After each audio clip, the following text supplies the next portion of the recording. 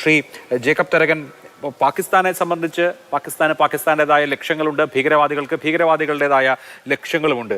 ഇന്ത്യയുടെ ഇതിനോടുള്ള പ്രതികരണം എങ്ങനെയായിരിക്കുമെന്നാണ് താങ്കൾ അനുമാനിക്കുന്നത്? നമ്മൾ ഉറി സംഭവം ഉണ്ടായപ്പോൾ സർജിക്കൽ സ്ട്രൈക്ക് കണ്ടു, അതേസമയം പുൽവാമ ഉണ്ടായപ്പോൾ പ്രകടമായ ഒരു വ്യോമാക്രമണം തന്നെ പാക് ഭൂമിയിലെത്തി ബലാക്കോട്ടിൽ വ്യോമാക്രമണം നടത്തുന്നത് കണ്ടു.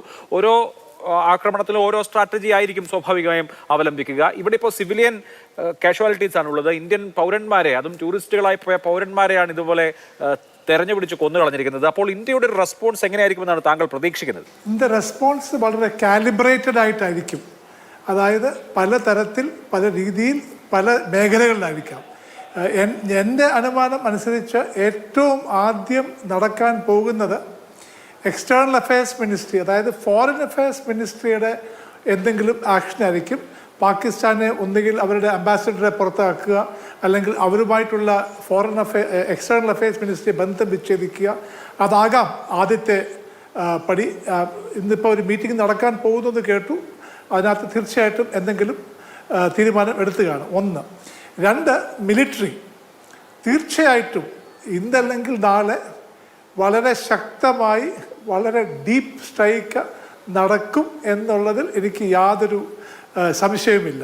പക്ഷേ എന്ന്, എപ്പോൾ, എവിടെ, എങ്ങനെ എന്നുള്ളത് അതൊരു ഓപ്പറേഷണൽ തീരുമാനമായിരിക്കും. At the highest level prime minister ആ ലെവലിലായിരിക്കും അതിന് ഡിസിഷൻ എടുക്കുന്നത്.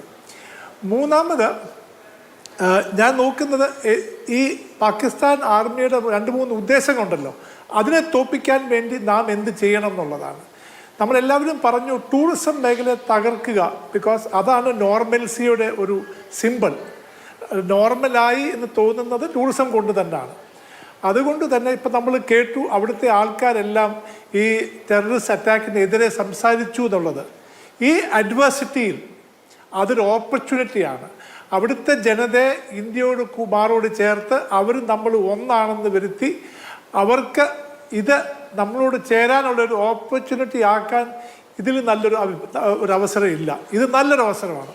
അതായത് ടൂറിസത്തിൻ്റെ ഫ്ലോ കുറയ്ക്കാതെ, അത് ആർമി ആയാലും അവിടുത്തെ CRPF ആയാലും പോലീസായാലും കാണാത്ത, അതായത് പ്രത്യക്ഷമായി കാണാതെ തന്നെ സെക്യൂരിറ്റി നമുക്ക് ചെയ്യാൻ ഒക്കുന്നതാണ്. അങ്ങനെയാണെങ്കിൽ ടൂറിസം മേഖലയ്ക്ക് വലിയ കോട്ടം വരാതെ അതിനെ തിരിച്ചു കൊണ്ടുവന്നാൽ first and foremost aim normalcy തിരിച്ചു വന്നു എന്നൊരു ഫീലിംഗ് വന്നാൽ അത് തന്നെ വലിയൊരു വിജയമാണ്. ഇതായിരിക്കണം സിവിക് ആക്ഷൻ, അതായത് സ്റ്റേറ്റ് ഗവൺമെൻറ്റിൻ്റെയും സെൻട്രൽ ഗവൺമെൻറ്റിൻ്റെയും പൊളിറ്റിക്കൽ ഡിസിഷൻ കാശ്മീരിന് വേണ്ടി.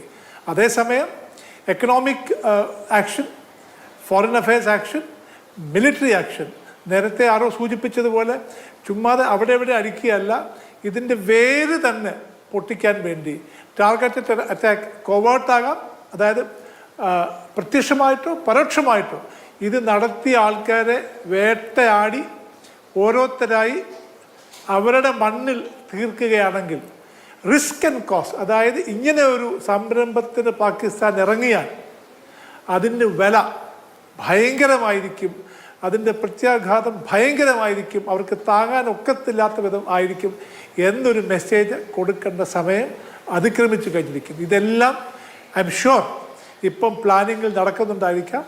അത് വരുന്ന ദിവസങ്ങളിൽ നമ്മൾ കാണുകയും ചെയ്യും എന്ന് ഞാൻ ആഗ്രഹിക്കുന്നു. തീർച്ചയായും.